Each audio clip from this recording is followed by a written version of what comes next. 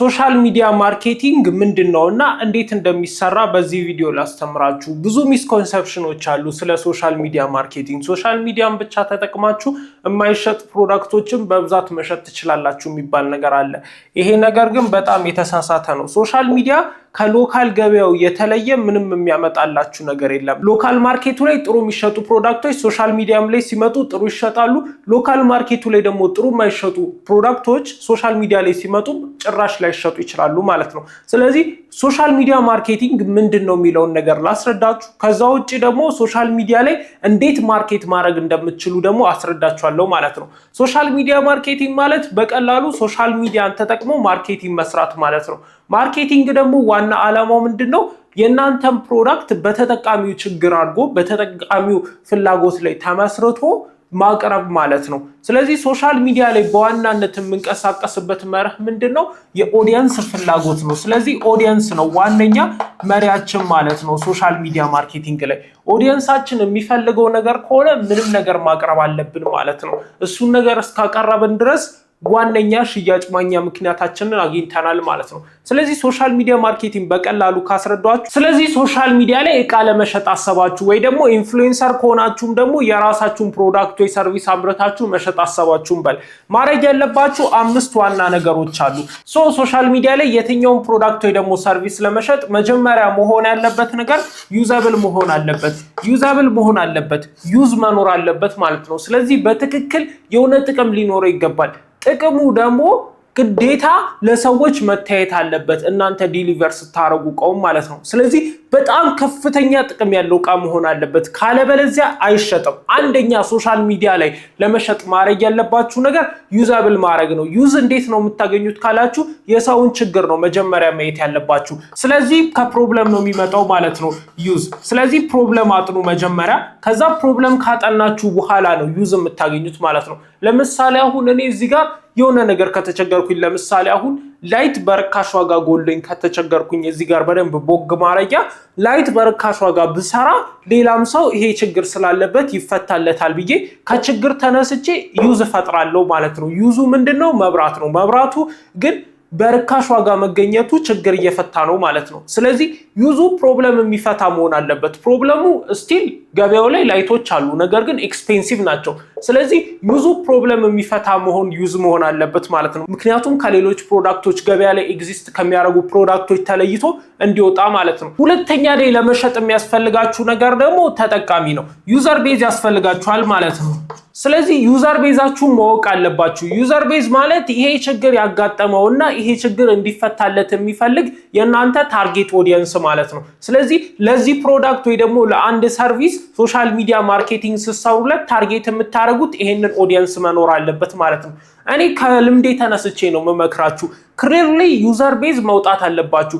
ዩዘር ቤዝ ማለት የእናንተ ፕሮዳክት ወይ ደግሞ ሰርቪስ ችግሩን የሚፈታለት ኦዲየንስ ማለት ነው። ይህንን ኦዲየንስ በደንብ ክሊርሊ አውጥታችሁ ሳታውቁ የሆነ ፕሮዳክት ለመሸጥ በሞከሩ ሶሻል ሚዲያ ላይ ፌል ታደርጋላችሁ። ስለዚህ ግዴታ ዩዘር ቤዝ ያስፈልጋችኋል። ዩዘር ቤዝ በሚኖራችሁ ጊዜ ደግሞ ምንድነው የሚፈጠረው መሰላችሁ? በቀላሉ ፕሮዳክቱን እናንተ ወደምትፈልጉት ሰው ማድረስ ትችላላችሁ። ለምሳሌ አሁን እኔ የትምህርት ቁሳቁስ ማርከር ወይ ዳስተር ወይ ቦርድ ምሸጥ ከሆነ ምንድነው ማድረግ ያለብኝ?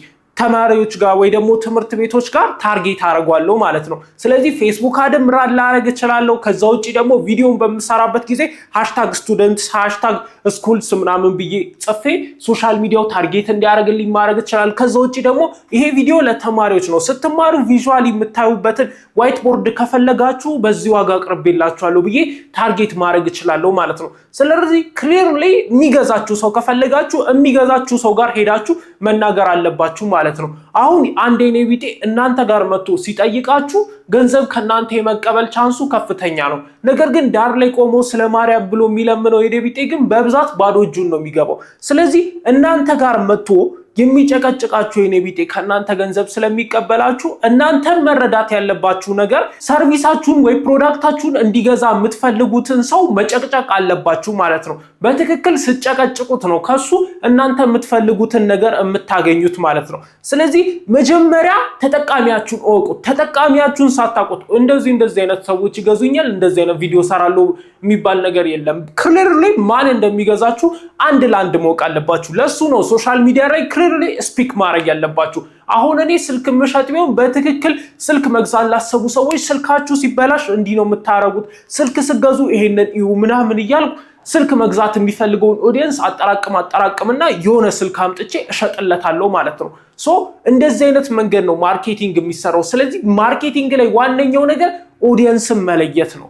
ከዛ በመቀጠል ደግሞ ማወቅ ያለባችሁ ነገር ምንድነው? ፕራይሲንግ ነው። ፕራይሲንግ በጣም አስፈላጊ ነገር ነው። ፕራይሲንጋችሁ ልክ ካልሆነ በትክክል መሸጡን ሊያቀታችኋል። በተለይ ደግሞ እንደ ኢትዮጵያ ፕራይስ ሴንሲቲቭ የሆነ ማርኬት ላይ በመገቡበት ጊዜ ግዴታ ዋጋችሁ ኤግዛክት መሆን አለበት ማለት ነው። ኤግዛክት ስላችሁ ምንድነው መሰላችሁ? ገበያው ኦፈር የሚያደርገውን ግዴታ እናንተ ጋር መገኘት አለበት ማለት ነው። ለምሳሌ አሁን ይሄ ዳስተር ገበያው ላይ 100 ብር የሚሸጥ ቢሆን እኔ ጋር 100 ብር ወይ ደግሞ 95 ብር መገኘት አለበት። ሶሻል ሚዲያ ላይ ወጥቼ 105 ብር ብለው እንኳን ገዢ አያደርገኝም። ምክንያቱም ምንም አዲሽናል ቫልዩ አልጨመራችሁበትም። ነገር ግን ከሎካል ማርኬቱ በላይ ዋጋ ጠርታችሁበታል። እናንተ ሶሻል ሚዲያ ላይ መማሪያ እንጂ መግዣ ቦታ አትሆኑም ማለት ነው። ስለዚህ መረዳት ያለባችሁ ነገር ሶሻል ሚዲያ ላይ ኤግዛክት ፕራይስ ካልሆነ አይሸጥላችሁም። ብዙ ፕሮዳክቶች ሶሻል ሚዲያ ላይ እንዲሁም የማይሸጡበት ምክንያት ምንድነው? ዋጋ ነው። ዋጋቸው የማይሆን ነው። ሶሻል ሚዲያ ላይ ሲወጡ ሀብታም የሚያገኙ ይመስላችኋል፣ የተለየ ማርኬት የሚያገኙ ይመስላችኋል። ነገር ግን ብዙ ማርኬተሮች የማይረዱት ነገር ምንድነው መሰላችሁ? መርካቶ ላይ ሱቅ ከፍታችሁ ብትቀመጡ የምታገኙትን ደንበኛ ነው እዚህ ሶሻል ሚዲያ ላይ የምታገኙት። ስለዚህ ፕራይስ ሴንሲቲቭ ነው፣ ይከራከራችኋል። የማይሆነው ከሆነ በጭራሽ አይገዛችሁም። ከገበያው 1 ብር ብትጨምሩ አይገዛችሁም፣ ጥቅም ካላገኘ ማለት ነው። ያ አሁን 5 ብር ጨምራችሁ ከዛ በኋላ ቤቱ ድረስ ብታደርሱለት እኮ ይገዛችኋል። ሶሻል ሚዲያ ላይ በጣም ብዙ ሰዎች ይገዟችኋል። ነገር ግን የዲሊቨሪው ኮስት ከ5 ብር በላይ ስለሆነ ለእናንተ ደግሞ አያዋጣችሁም። ስለዚህ ግዴታ ማሰብ ያለባችሁ ነገር ከገበያው እኩል ወይ ደግሞ ያነሰ ነው ማቅረብ ያለባችሁ ማለት ነው። ይሄ ነገር በዋናነት ለሰርቪስ አይሰራም። አሁን ሰርቪሶች ከሰው ሰው ይለያያሉ።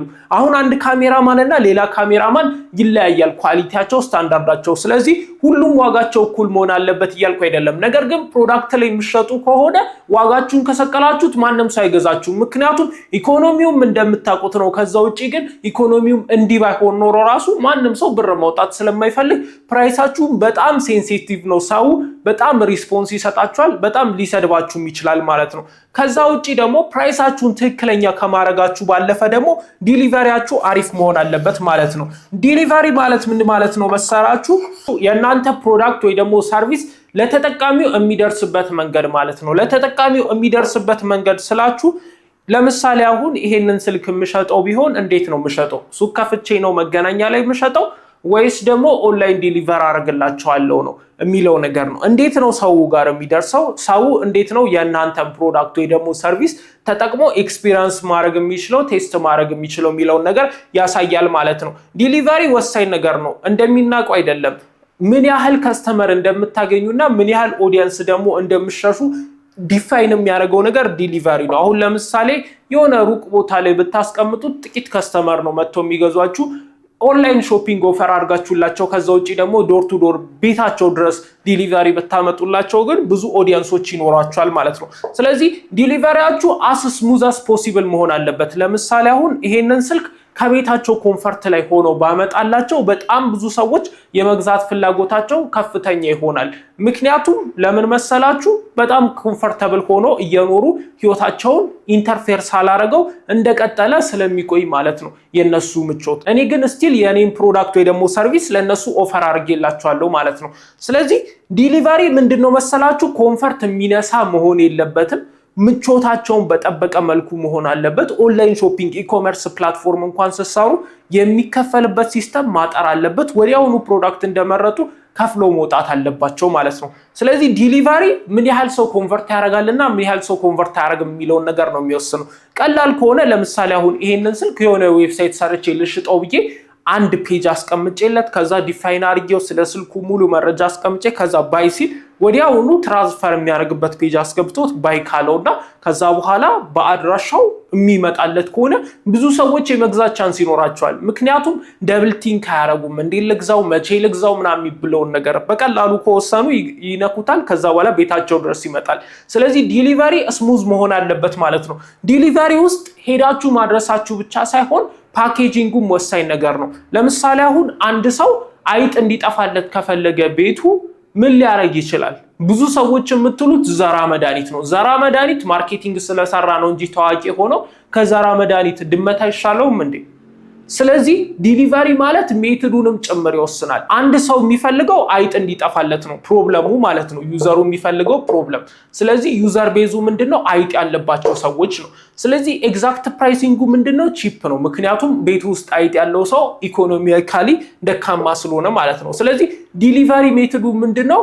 ሞር ኦፍ ናቹራል ቢሆን ይሻለዋል። ምክንያቱም ዋጋው ስለሚቀንስለት። ስለዚህ ድመት ይሻለዋል ማለት ነው። ወይም ደግሞ የፕላስቲክ ወድመት ይሻለዋል በየጊዜው መቀየርና መግዛት ስለማይጠበቅበት ማለት ነው። ስለዚህ ዲሊቨሪ በጣም ወሳኝ ነገር ነው። እናንተ የምትፈልጉት ከስተመር ችግሩ እንዴት ነው እንዲፈታለት የሚፈልገው የሚለውን ነገርም ይወስናል ማለት ነው። ችግሩ የሚፈታበትን መንገድ አንድ ሰው የሆነ ችግር ተቸግሮ ችግሩን የሚፈታለት ብዙ መንገዶች ይኖሩታል። ነገር ግን ሁልጊዜ አንዱን ነው አዘውትሮ የሚጠቀመው። ለምን? ያንን ሜትድ ስለሚወስደው።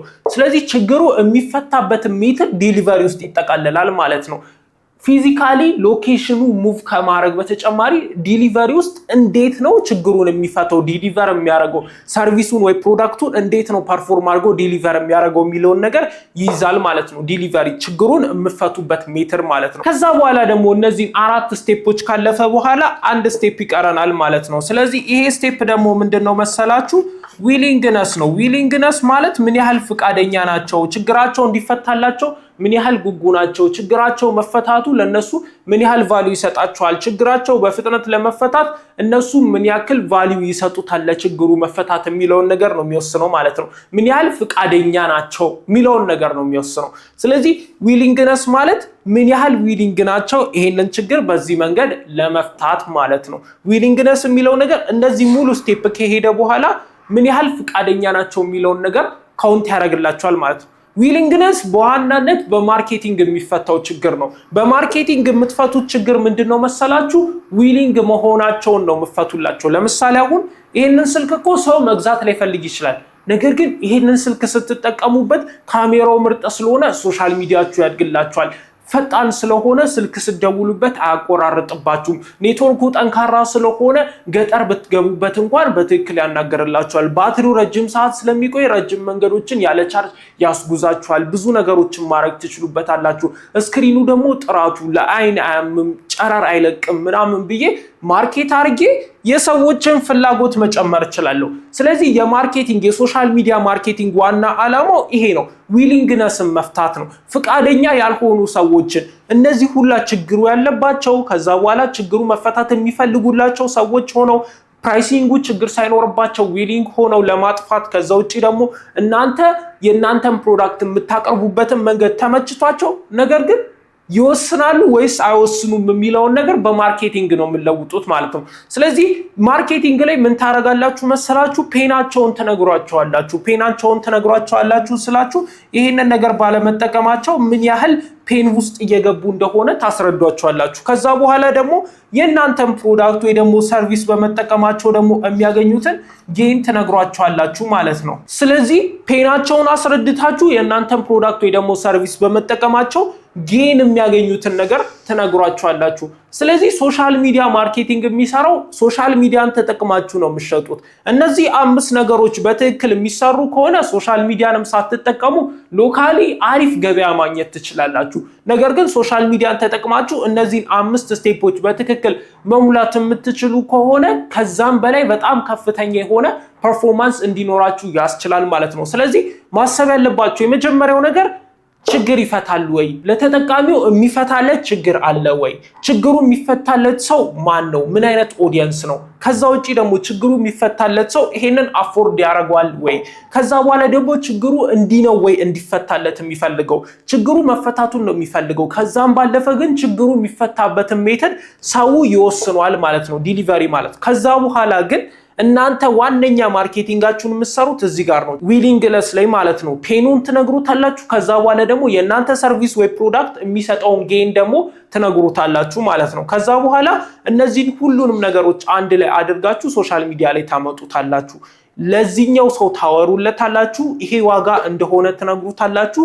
እሱ በሚፈልገው መንገድ እንደሚፈታ ስነግሩት ሶሻል ሚዲያ ቪዲዮ ሰርታችሁ ስታስረዱት ይሄ ሰው ዊሊንግነሱ ይጨምራል። ፔኑን ነው የነገራችሁት። ከዛ በኋላ ደግሞ ወደ ጌን እናንተ ወደምትሰጡት ጌን እናንተ ወደምትሰጡት ጥቅም እንደቀየራችሁለት ትነግሩታላችሁ ማለት ነው። ያን ጊዜ ፋስት ሪስፖንስ ይሰጣል፣ ወዲያውኑ ሪያክት ያደርጋል፣ ወዲያውኑ የእናንተን ሰርቪስ ወይ የእናንተን ፕሮዳክት መጠቀም ይፈልጋል፣ ይገዛችኋል፣ ሽያጭ ታገኛላችሁ ማለት ነው። ሶሻል ሚዲያ ማርኬቲንግ እንደዚህ ነው የሚሰራው ማለት ነው። ፉሊ ደግሞ ይሄንን ሶሻል ሚዲያ ማርኬቲንግ ኮርስን ጨምሮ የኮንተንት ክሬሽን ኮርስንም ጨምሮ ፍሪ ላይቭ ኢቨንቶችን፣ ወርክሾፖችን ከዛም ውጪ ደግሞ ወርክቡኮችን ቴሌግራም ቻናላችን የሬልስ አካዳሚ የዚህ ቪዲዮ ስፖንሰር የሆነው የሬልስ አካዳሚ ቴሌግራም ቻናል የዲስክሪፕሽን ቦክስ ቶፕ ላይ አስቀምጬላችኋለሁ እንደሌላ ጊዜው። እሱን ተቀላቀሉት። እሱን ከተቀላቀላችሁት በኋላ ሙሉ ነገሮችን ዲቴሎችን ስለምታገኙ እዛ ላይ ሞር መማር ትችላላችሁ ማለት ነው። እኔ ይሄንን ከራሴ ስተት ተምሬ ካገኘሁት እውቀት ነው ያጋሯችሁ ማለት ነው። ስለዚህ እንደዚህ አድርጋችሁ ነው ማርኬቲንግን መስራት ያለባችሁ። ያው ዩቲዩብ ላይ በቾክ የሚያስተምራችሁ ሰው የለም። እኔ ግን ብቸኛ በዩቲዩብ ላይ በቾክ ያስተማርኩ ሰው ነኝ በዚህ ዘመን ማለት ነው። ለዛ ብላችሁ ደግሞ ይሄ ምርጥ የኮንተንት ክሬተር እና የማርኬተር ቻናል ስለሆነ 8500ም ሰብስክራይበር ሳይሆን ኮንተንት ክሬተር እና ማርኬተር ስለሆነ እንደናንተ ማደግ የሚፈልግ ስለሆነ ተቀላቀሉት፣ ሰብስክራይብ አድርጉ ማለት ነው። ቀጣይ በአሪፍ ቪዲዮ እስከምንገናኝ ቪዲዮ ቀራጮች እና ማርኬተሮች ሰላም ቆዩኝ።